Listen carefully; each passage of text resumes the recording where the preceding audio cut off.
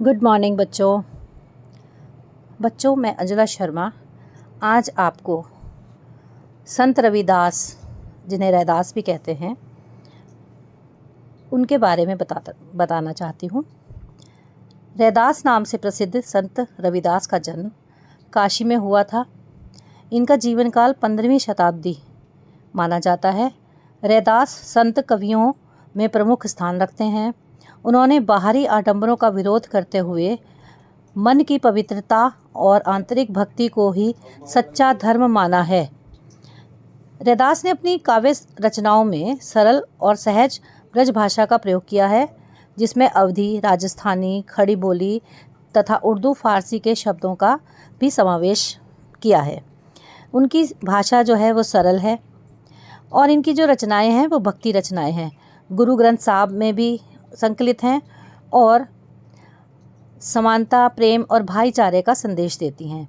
इनकी रचनाएं रैदास वाणी में संग्रहित हैं।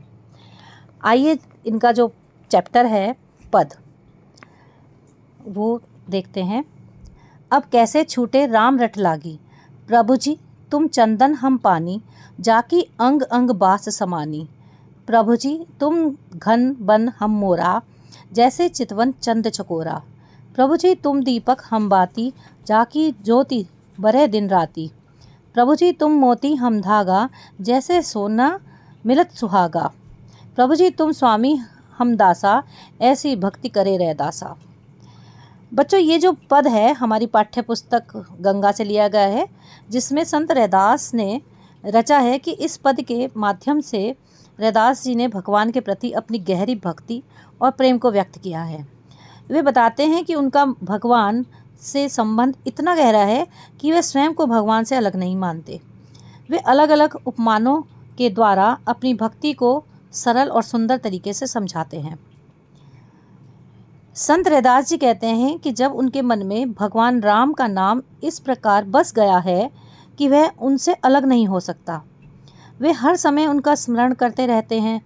वे भगवान से कहते हैं कि हे प्रभु, आप चंदन के समान हैं और मैं पानी के समान हूँ।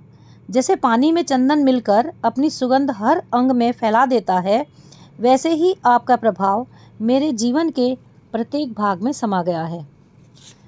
आगे वे कहते हैं कि आप बादल के समान हैं और मैं मोर के समान। जैसे मोर बादलों को देखकर प्रसन्न होकर नाच उठता है, वैसे ही मैं आपको देखकर आनंदित हो जाता हूँ। और जैसे चकोर पक्षी चांद को प्रेमपूर्वक निहारता रहता है, वैसे ही मेरा मन भी हमेशा आपकी ओर लगा रहता है। वे कहते हैं कि आप दीपक हैं और मैं बाती हूँ। जैसे दीपक और बाती मिलकर दिन रात प्रकाश देते हैं, उसी प्रकार मैं हर समय आपकी भक्ति में लीन रहता हूँ और मेरे जीवन में आपकी कृपा का प्रकाश बना रहता है। आगे वे कहते हैं कि आप मोती हैं और मैं धागा हूँ। जैसे धागा मोतियों को पिरोकर सुंदर माला बनाता है, वैसे ही मैं आपसे जुड़कर पूर्णता को प्राप्त करता हूँ। और जैसे सोने में सुहागा मिलने से उसकी शोभा बढ़ जाती है, वैसे ही आपके साथ जुड़कर मेरा जीवन और भी सुंदर और श्रेष्ठ बन जाता है। अंत में वे कहते हैं कि आप मेरे स्वामी हैं और मैं आपका दास हूँ। और रैदास जी इसी प्रकार सच्ची और समर्पित भक्ति करते रहते हैं। आइए अब हम दूसरा पद देखते हैं।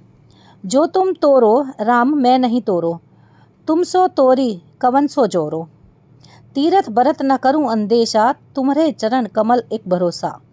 जय जय जाओ तुम्हारी पूजा, तुम सा देव और नहीं दूजा। मैं अपनो मन हरि से जोरो, हरि से जोरी सबन सो तोरो। सभी पहर तुम्हारी आशा, मन क्रम वचन कहे रैदासा। इन पंक्तियों में संत रैदास जी कहते हैं कि हे प्रभु, यदि आप मुझसे अपना संबंध तोड़ भी दें, तब भी मैं आपसे अपना संबंध नहीं तोड़ सकता, क्योंकि यदि मैं आपसे अलग हो जाऊं तो फिर किससे अपना संबंध जोड़ूंगा। वे आगे कहते हैं कि उन्हें ना तो तीर्थ यात्रा करने की चिंता है, ना ही व्रत उपवास करने का कोई भय, क्योंकि उन्हें केवल आपके चरण कमलों का ही एकमात्र सहारा और विश्वास है। वे कहते हैं कि वे जहाँ जहाँ भी जाते हैं वहाँ आपकी ही पूजा करते हैं, क्योंकि उनके लिए आप जैसा कोई दूसरा देवता नहीं है। आगे वे कहते हैं कि उन्होंने अपने मन को भगवान से जोड़ लिया है और भगवान से जुड़कर उन्होंने संसार में अन्य सभी संबंधों को तोड़ दिया है। वे कहते हैं कि दिन रात हर समय उन्हें केवल आप ही से आशा रहती है और वे अपने मन, क्रम, वचन से यही बात कहते हैं कि वे पूरी तरह भगवान को की भक्ति में समर्पित हैं। आशा है बच्चों आपको समझ में आया होगा। धन्यवाद।